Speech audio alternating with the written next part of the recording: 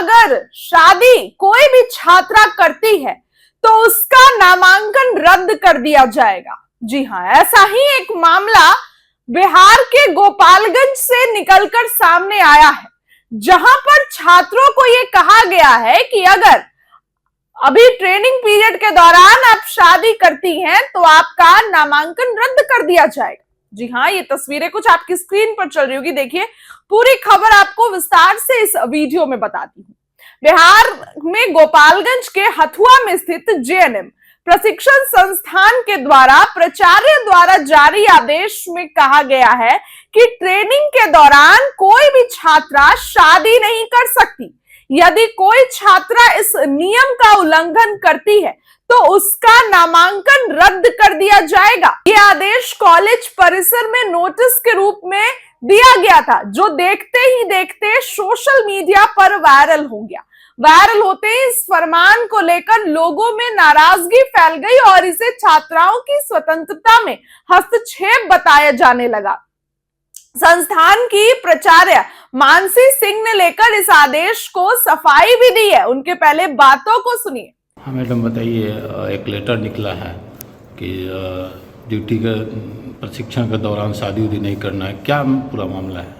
Sir, हमारा वैसा कुछ इंटेंशन नहीं था कि बच्चे को शादी से रोकना है या फिर किसी को आहत करने की भी इसमें नहीं थी बात हमारी ये थी कि कुछ दिनों से हमारे संस्थान में बच्चों को बोलते हैं कि शादी के लिए बात चल रही है, मैडम शादी करना।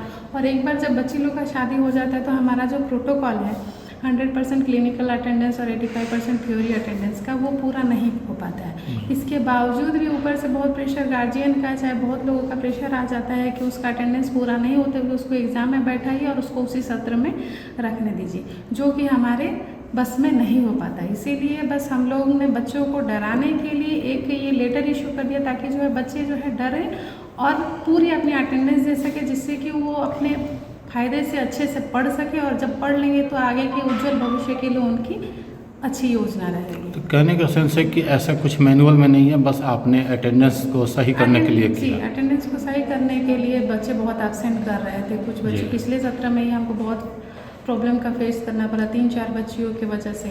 तो उसी वजह से हमने कोशिश की कि जितना हो सके अब से बच्चे सुधर जाएं और ज़्यादा से ज़्यादा अटेंडेंस दे सके, ताकि यहाँ रह के वो क्लिनिकल भी अपना सीख ले और जो थ्योरी क्लासेस हमारी तरफ से चलाई जाती हैं उसको भी वो पूरी तरह से ले सके। तो इसमें शादी नहीं करने की बात कही गई है 3 साल के लिए? शादी नहीं की बात करना सर, वो हमारा इंटेंशन नहीं था। बस जो बात है कि परिवार वाले कभी कभी बोलते हैं कि मैम इसकी शादी लगे, तो पहले तो हम परिवार को समझाना चाहते हैं कि देखिए बच्चे 3 साल पढ़ने हैं तो पहले पढ़ने दीजिए, क्योंकि एक बार शादी हो जाता है तो वो छुट्टी करती ही है, जिसकी वजह से उसका पढ़ाई भी रुक जाती है और क्लिनिकल अटेंडेंस भी नहीं कर पाती है। तो हमारा इंटेंशन बस यही था कि जितना से जितना हो सके बच्ची यहाँ रहे, और चूँकि रेसिडेंशियल क्लासेस हम चलाते हैं तो जितना हो सके उतना बच्चे यहाँ रहे और अपनी पूरी पढ़ाई कर सके। सुना आपने कि उन्होंने क्या कुछ कहा। उनका तो ये कहना है कि नर्सिंग की पढ़ाई पूरे तरीके से आवासीय होती है, जहां छात्राएं संस्थान की निगरानी में रहकर प्रशिक्षण लेती हैं।